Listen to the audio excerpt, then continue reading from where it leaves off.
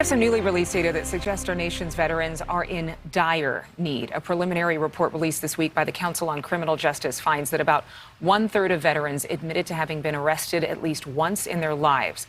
The most recent Justice Department data also shows about 8%, or 181,000, of all U.S. inmates were military veterans.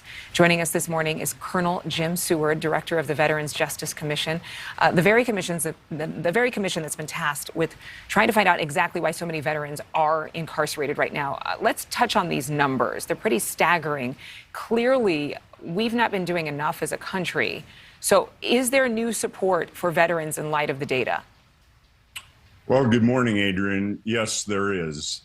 Roughly 200,000 service members transition out of the military each year. 1/3 of our nation's veterans are arrested and booked in their lifetime, compared to less than 1/5 of civilians.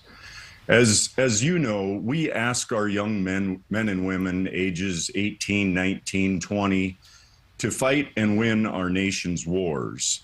We ask them to learn things that no young person should have to learn, and they execute those missions with success. And then when their contract is over, we ask them to come home. We ask them to be normal, and some of them struggle. Many do just fine and lead our nation, lead our states, and run our nation's businesses. But some of our veterans are falling through the cracks. But why? Why are they falling through the cracks? Is it the mental health issue? Is it substance abuse? Is it homelessness? I mean, clearly that's all contributing to everything. It's certainly a combination of risk factors. When we look at our post-September 11, 2001 veterans, we see a different cohort than in previous wars. We see a group that's younger, it's more female, more racially diverse, more deployments and more combat deployments. You'll recall post 9/11, we were rotating units in and out of Afghanistan and Iraq. Many individuals deploying 5 or 6 times. Those individuals struggle with risk factors such as post-traumatic stress, traumatic brain injury, military sexual trauma, and the deployments.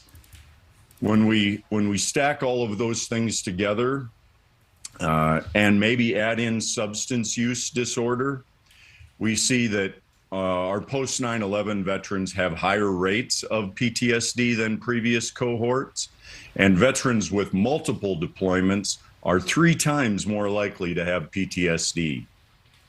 What kind of system is in place right now to identify veterans who have committed a crime, who are inside the criminal justice system?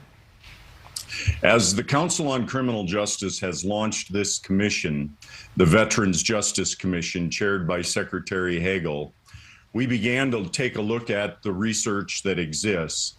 And there are some online databases that can help law enforcement, but the data is very poor and unreliable because very few police departments and jails across our country are using these online databases. Oftentimes, we don't know who is a veteran when they're being booked into custody. As you might imagine, veterans often feel shame. They feel like they've disgraced the uniform or their service branch, and they don't want people to know that they're a veteran. Well, something has to change in regards to that, and hopefully there are some, maybe most, who can be recovered. Colonel Jim Seward, thank you so much. Thank you. Thank you for watching. Go to newsnationnow.com to find News Nation on your television provider. And don't forget to click the red subscribe button below to get more of News Nation's fact-driven, unbiased coverage.